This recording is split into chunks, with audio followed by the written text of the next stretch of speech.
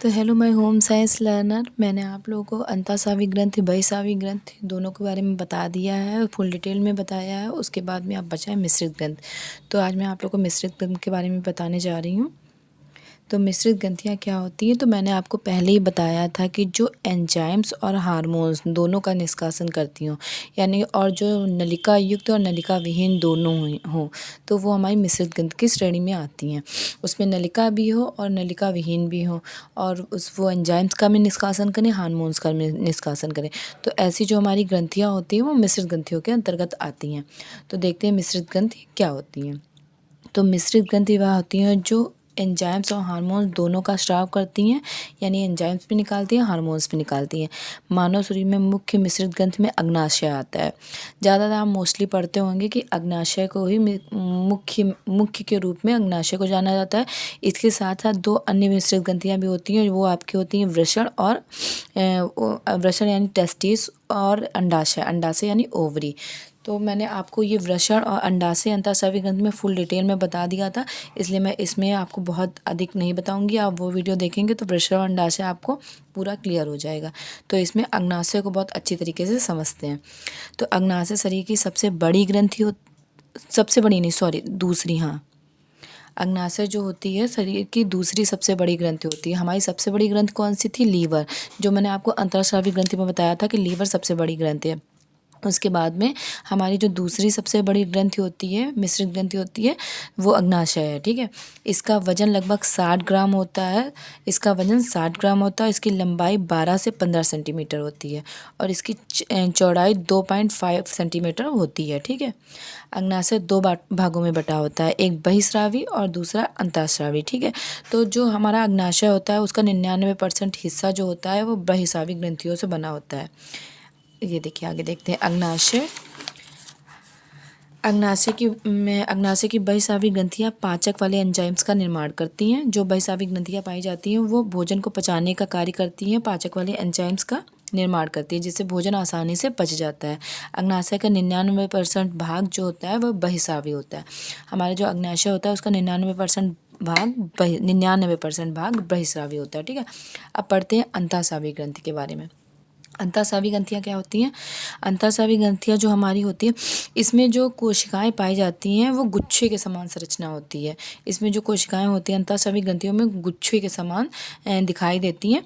तो इस जो गुच्छेनुमा संरचना की खोज थी, उसकी खोज जो है आपके लेंगर हैंस नामक वैज्ञानिक ने की थी। ठीक है, अतः ये जो कोशिकाओं की गुच्छेनुमा संरचना होती है उसको जो है लेंगर हैंस की दीपिकाएं भी कहते हैं, या आइलेट्स ऑफ लेंगर हैंस के नाम से भी जाना जाता है। ठीक है, तो जो आपके अंतःस्रावी ग्रंथियाँ होती हैं उसमें जो है कोशिकाओं के गुच्छेनुमा जो संरचना होती है उसकी खोज आपके लेंगर हैंस नामक वैज्ञानिक ने की थी, जिसकी वजह से उसको लेंगर हैंस की दीपिकाएं भी कहा जाता है, या आइलेट्स ऑफ लेंगर हैंस के नाम से भी जाना जाता है। तो इसमें जो है ये जो आइलेट्स ऑफ लेंगर हैंस है और लेंगर हैंस की दीपिकाएं हैं, इसमें ना आपके 3 प्रकार के सेल्स पाए जाते हैं, यानी 3 प्रकार की कोशिकाएं पाई जाती हैं। वो कौन कौन सी होती है? वो होती हैं आपके अल्फ़ा सेल, बीटा सेल और गामा सेल। ठीक है, तो पहले देखते हैं अल्फ़ा सेल। तो ये जो आपका अंतःस्रावी ग्रंथियों का इधर का हिस्सा है आपका, वो आपका क्या कर रहा है, ये आपके जो है अग्नाशय का जो अंतःस्रावी ग्रंथि का ये हिस्सा है वो आपके हार्मोन्स का निष्कासन कर रहा है। देखिए, अल्फ़ा सेल से आपका ग्लूकेगॉन हार्मोन्स निकलता है, बीटा सेल से आपका इंसुलिन हार्मोन्स निकलता है, और गामा सेल से आपका सोमेटोस्टेटिन हार्मोन्स निकलता है। तो जो ग्लूकेगॉन हार्मोन्स होता है उसका कार्य क्या होता है? जो ग्लाइकोजन होता है वो जो हमारे शरीर में जो है, जब हम भोजन करते हैं तो कार्बोहाइड्रेट टूटता है तो वो ग्लूकोज के रूप में जाता है। ठीक है, तो हमारा जो लीवर होता है इसी जो आवश्यकता से अधिक मात्रा में जो ग्लूकोज होता है उसको जो है स्टोर कर लेता है, किसके रूप में? ग्लाइकोजन के रूप में। ठीक है, तो ग्लाइकोजन के रूप में स्टोर कर लेता है। लेकिन जब कभी मान लीजिए बहुत दिन तक इंसान भूखा रहता है या उपवास कर लेता है, व्रत कर लेता है, तो यही आपका ग्लाइकोजन जो होता है ग्लूकोज के रूप में बदलने लगता है, जिससे आपके शरीर को एनर्जी मिल सके।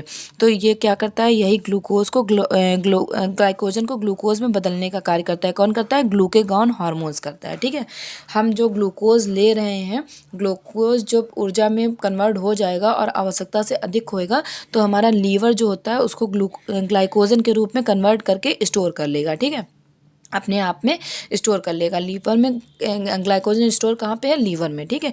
उसके बाद में मान लीजिए आप 2 दिन तक या 3 दिन तक भूखे रह लिए, आपने कोई उपवास कर लिया, तो हमारे शरीर को एनर्जी की तो आवश्यकता है, हम भोजन तो ले नहीं रहे हैं लेकिन एनर्जी की तो आवश्यकता है। तो यही जो ग्लाइकोजन जो लीवर में स्टोर था, उसको जो हमारा ग्लूकेगॉन हार्मोन्स है, उस ग्लाइकोजन को उसने ग्लूकोज में फिर से बदल दिया, जिससे हमारे शरीर में ग्लूकोज का लेवल बढ़ गया, ठीक है, हमको एनर्जी मिल गई, ठीक है। उसके बाद में देखते हैं बीटा सेल। तो बीटा सेल क्या होता है? यह इंसुलिन हार्मोन्स का निर्माण करता है। तो इंसुलिन का क्या करता है? यह हमारे जो इंसुलिन का मेन कार्य क्या होता है कि ये हमारे शरीर में ग्लूकोज के लेवल को बना के रखता है, मतलब ना अधिक नहीं होने देता है। तो हमारे शरीर में जो ग्लूकोज गया है उसको एनर्जी के रूप में कन्वर्ट कर देता है, एनर्जी के रूप में कन्वर्ट करता है, और साथ ही शेष बचे हुए ग्लूकोज को, वैसे शेष बचा हुआ जो ग्लूकोज है उसको ग्लाइकोजन में बदलने का कार्य तो लीवर ने किया, लेकिन उसमें सहायता आपका ये इंसुलिन करता है, ठीक है। इंसुलिन ने काम कर क्या किया कि हमारे शरीर में जो भी ग्लूकोज गया उसको एनर्जी में कन्वर्ट कर दिया, यानी ऊर्जा, उससे हमको ऊर्जा प्रदान कर दी। लेकिन जब ये इंसुलिन नहीं होता शरीर में तो वही एनर्जी, वो जो ग्लूकोज होता है वो एनर्जी में कन्वर्ट नहीं हो पाता है, जिस कारण से ना ही वो ग्लाइकोजन के फॉर्म में लीवर में स्टोर हो पाता है, जिस कारण से हमारे शरीर में ग्लूकोज का लेवल बढ़ जाता है और व्यक्ति जो है मधुमेह का शिकार हो जाता है, ठीक है, जिसको शुगर बोलते हैं, ठीक है। ज़्यादातर आप लोग मोस्टली जानते ही होंगे कि आजकल शुगर की बीमारियां सभी में आम बात हो गई है, ठीक है। तो हमारा जो ये इंसुलिन होता है, इंसुलिन हार्मोन्स क्या करता है, क्या जो हमारे शरीर में ग्लूकोज गया है उसको एनर्जी में कन्वर्ट कर देता है, और जो शेष और अधिक ग्लूकोज जो बचा रहता है, मतलब जितनी एनर्जी की आवश्यकता है उसमें कन्वर्ट कर दिया, और जो शेष ग्लूकोज बचा है उसको उसको लीवर ने ग्लाइकोजन में परिवर्तित किया, और इसमें सहायता किसने किया? इंसुलिन ने किया, और उसके बाद लीवर में ही वो स्टोर होगा ग्लाइकोजन के रूप में, ठीक है। तो जब कभी आपका ये इंसुलिन नहीं होएगा तो हमारे शरीर में ग्लूकोज का लेवल बढ़ जाएगा, जिसकी वजह से हम व्यक्ति जो है शुगर का शिकार हो जाएगा, ठीक है। ये देखिए, इंसुलिन हार्मोन्स निकलता है जो ग्लूकोज को एनर्जी में बदलता है और शेष बचे हुए ग्लूकोज को ग्लाइकोजन में बदलने में सहायता प्रदान करता है, और बदलने का कार्य कौन करता है? हमारा लीवर करता है। और फिर ग्लाइकोजन स्टोर कहाँ पे रहता है? हमारे लीवर में ही रहता है, ठीक है। तो इंसुलिन, और जो ये इंसुलिन होता है ये आपके जल में घुलनशील होता है, ये जल में आसानी से घुल जाता है, ठीक है। उसके बाद में देखते हैं अल्फा सेल देखा, बीटा सेल देखा, अभी ये गामा सेल्स। तो ये जो गामा सेल्स होते हैं ये इससे जो है सोमैटोस्टेटिन नामक हार्मोन्स निकलता है। तो यह क्या कार्य करता है? ये तो एक तो हमारे भोजन के पाचन में भी सहायता करता है, ये भोजन के पाचन में भी सहायता करता है, और इसके साथ में ये गामा जो कोशिकाएं होती हैं, ये जो पचा हुआ भोजन होता है उससे ऊर्जा का निर्माण करते हैं, या जो भोजन से हम जो हमें भोजन से ऊर्जा ग्रहण करते हैं, जिससे हम सारे अपने दैनिक कार्यों को करते हैं, तो उसमें जो भोजन से ऊर्जा ग्रहण करने में सहायता करते हैं, यानी हमारे स्वांगीकरण में सहायता करते हैं, ठीक है। ये हमारे स्वांगीकरण में भी सहायता करते हैं। ये जो गामा सेल होते हैं ये भोजन का पाचन में भी सहायता करते हैं, और साथ साथ जो पचे हुए भोजन हुआ उससे ऊर्जा के निर्माण में भी सहायता करते हैं।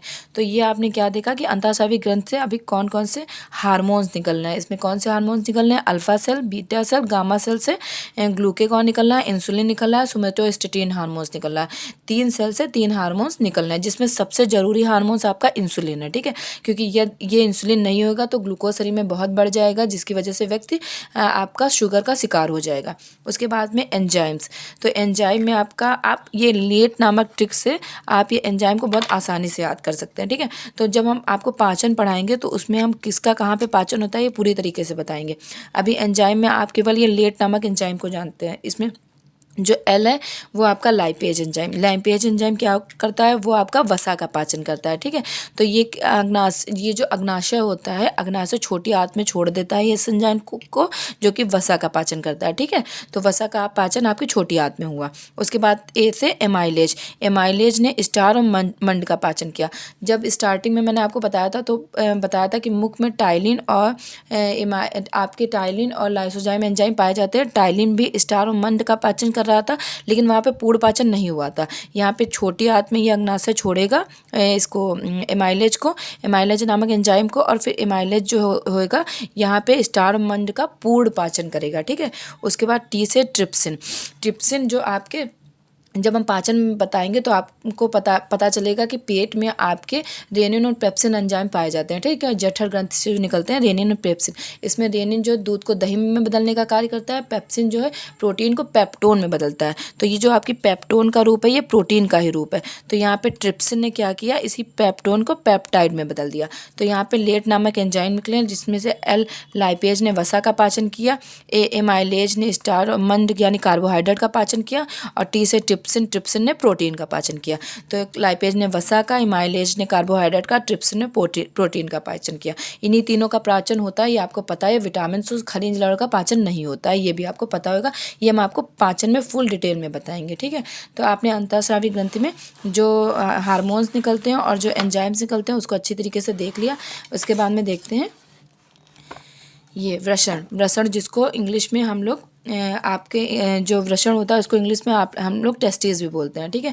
और इसको अंडाशय को इंग्लिश में ओवरी भी बोलते हैं। तो वृषण में भी एंजाइम्स का भी निष्कासन होता है, हार्मोन्स का निष्कासन होता है। यानी वृषण जो होता है वो बहिस्रावी कार्य भी करता है, अंतःस्रावी कार्य भी करता है। इसका बहिस्रावी कार्य क्या हुआ, ये जो इस संक्राणु यानी स्पर्म का उत्पादन। मैंने आपको स्टार्टिंग में बताया था कि जब हमारे आँख से आंसू निकलते हैं तो वो आँखों से आंसू निकलते हैं, उसमें ब्लड नहीं आता, यानी उनमें जो है एक नली दी हुई है जिसके कारण वो आपके रक्त के संपर्क में नहीं आ रहा है, ठीक है। तो ये बहिस्रावी कार्य हुआ कि संक्राणु का उत्पादन और संक्राणु का निष्कासन, मतलब स्पर्म का उत्पादन भी किया बहिस्रावी कार्य के अंतर्गत और स्पर्म का निष्कासन भी हुआ। जैसे आँख से आंसू का, मुंह से लार का और कान से मोम का, जो बहिस्रावी के अंतर्गत मैंने आपको जो फुल डिटेल में बताया था, ठीक है। उसके बाद अंतःस्रावी कार्य के अंतर्गत इसने टेस्टोस्टेरोन का उत्पादन किया। टेस्टोस्टेरोन का उत्पादन किया। तो टेस्टोस्टेरोन के कार्य मैंने आपको अंतःस्रावी ग्रंथि में पूरी तरीके से बता दिया था कि यह जो है आपके स्पर्म का निर्माण करता है, साथ साथ यौन क्रियाओं को भी तीव्रता से तीव्र करने में सहायता करता है टेस्टोस्टेरोन नामक हार्मोन। जब हम अंतःस्रावी ग्रंथि में ये पढ़ेंगे टेस्टिस के बारे में तो इसमें बहिस्रावी कार्य और अंतःस्रावी कार्य फुल डिटेल में मैंने बता दिया है। उसके बाद अंडाशय यानी ओवरी, स्त्री में ये ओवरी पाई जाती है। इसके बहिस्रावी कार्य के अंतर्गत इसमें भी बहिस्रावी कार्य भी होते हैं, अंतःस्रावी कार्य भी होते हैं। बहिस्रावी कार्य के अंतर्गत ये जो है स्पर्म का निर्माण करते हैं और ये आपके ओवम का निर्माण करते हैं, ठीक है। जो आपके फैलोपियन ट्यूब में ओवम आता है तो ये बहिस्रावी कार्य के अंतर्गत जो ओवम का उत्पादन और ओवम का निष्कासन, यानी आँख से जैसे आंसू निकलते हैं उसी प्रकार से ये आपके फैलोपियन ट्यूब में जो ओवरी से जो आपके ओवम आता है फैलोपियन ट्यूब में, वो आपका बहिस्रावी कार्य के अंतर्गत ही आएगा। उसके बाद अंतःस्रावी कार्य के अंतर्गत एस्ट्रोजन, प्रोजेस्टेरोन और रिलैक्सिन जैसे हार्मोन्स का निर्माण मैंने उसमें भी बता दिया। आपका टेस्टोस्टेरोन जो करता है आपके स्पर्म का उत्पादन करता है, वही एस्ट्रोजन जो होता है आपके ओवम का निर्माण करता है। प्रोजेस्टेरोन क्या करता है, बच्चों को माँ के घर में प्रोटेक्ट करता है। और रिलैक्सिन मैंने यहाँ पे नहीं लिखा क्योंकि मैं आगे पूरा डिटेल में बता चुकी हूँ। रिलैक्सिन आपका कार्य क्या करता है, रिलैक्सिन आपका मांसपेशियों को फैला देता है जिससे प्रसव आसानी से हो सकता है, ठीक है। इसके बाद मैंने आपको क्या बताया, मैंने आपको मिश्रित ग्रंथि में बताया कि अग्नाशय क्या होता है। अग्नाशय दूसरे सबसे बड़ी ग्रंथि है, वजन 60, लंबाई और चौड़ाई बताया। उसके बाद अग्नाशय को 2 भाग बताया, बहिस्रावी ग्रंथि बताया, अंतःस्रावी ग्रंथि बताया। लंगरहंस की दीपिकाएं किसे कहते हैं इसके बारे में बताया। लंगरहंस की दीपिकाएं में अल्फा बीटा गामा सेल्स होती हैं, इनमें से ग्लूकेगॉन, इंसुलिन, सोमेटोस्टेटिन नामक हार्मोन निकलते हैं, ये सारा बताया। उसके बाद में आपको एंजाइम्स के बारे में बताया कि लेट नामक एंजाइम निकलता है जो वसा का पाचन, कार्बोहाइड्रेट का पाचन, प्रोटीन का पाचन करता है। उसके बाद में टेस्टिस और ओवरी के कार्य भी बताया, ठीक है।